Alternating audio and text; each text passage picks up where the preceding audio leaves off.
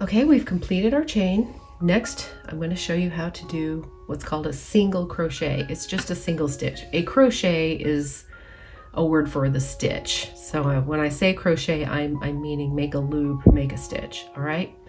So what you do is you have your loop over your hook here. You skip the loop that is right next to the one that's over your hook. You go to the second loop, and you go under the 2. So I'm going to show you that, okay? I put it through so that the 2 parts of the loop are over the hook, and the 1 is on the bottom.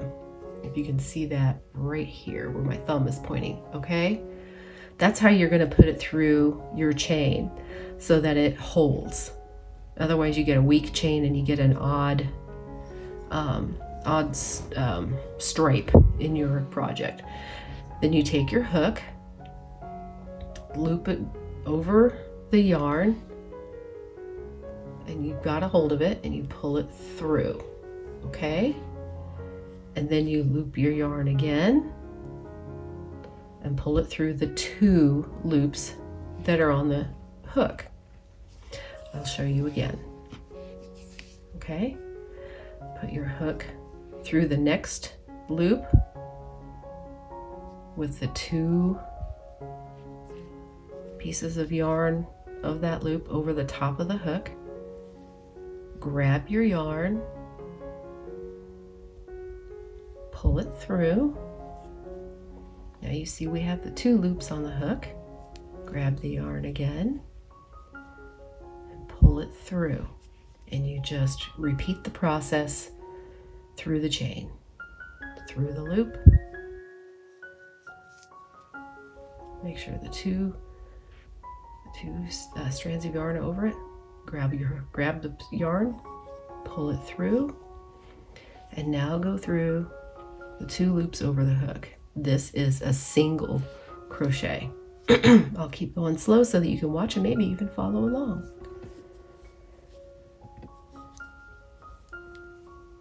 Sorry, I'm breathing a little hard. I had to play with Bodhi to get him to settle down. Had to throw the ball and chase him around a little bit before I came back. My great-grandma taught me how to crochet when I was really little.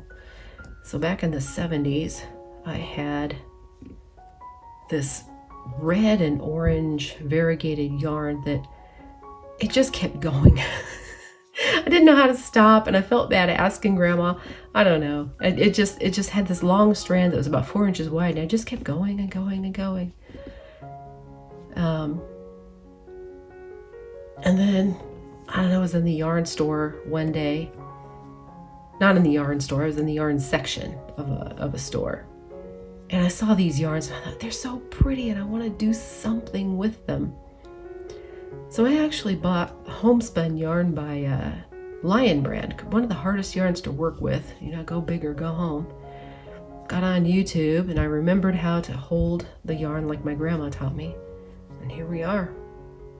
So when you reach the end of your chain with your single crochet, see how there's the knot right there? So you pull through.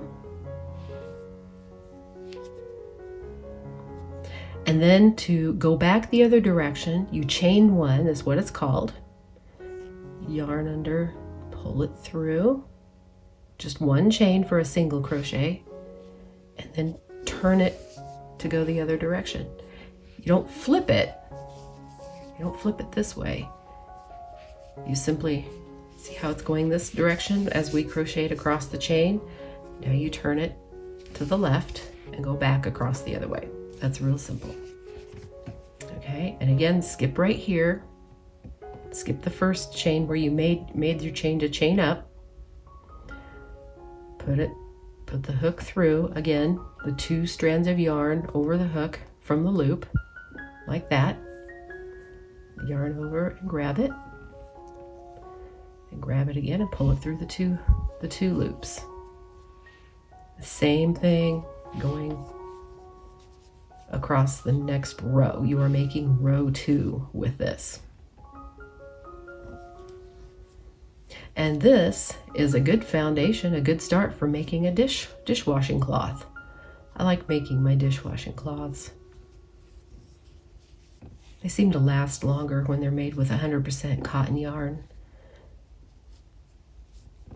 The color doesn't keep very well, because with 100% cotton yarn, the color fades pretty badly, but they're dishcloths, so who cares? You can even, if you live in town, you can use white 100% yarn, 100% cotton yarn, so that you can bleach it.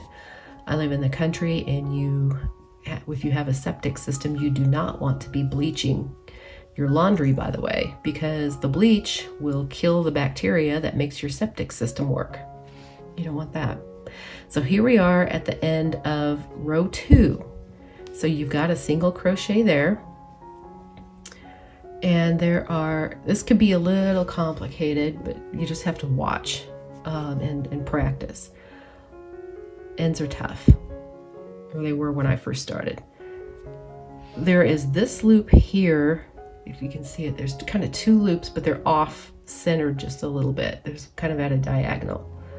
So you put it through the first loop, and it can be kind of, you might have to push kind of hard. And then you put it through the second loop. It's on the diagonal there. Getting your end rows.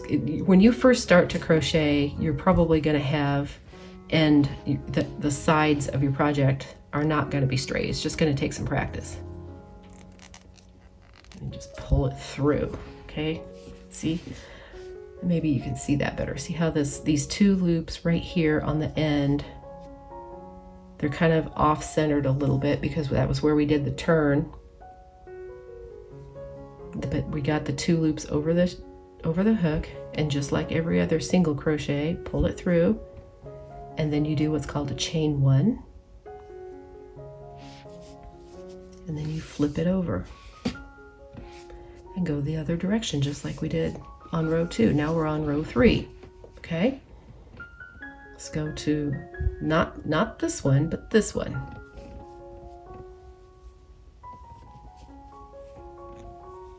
And pull it through.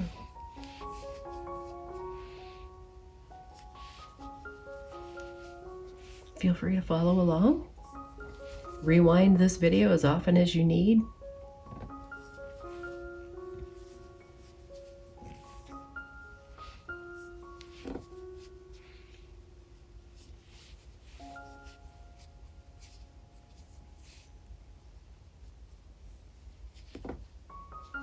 Put it into the next loop. Oops, got a little bit of a knot there. Got it. And pull it through and just keep going.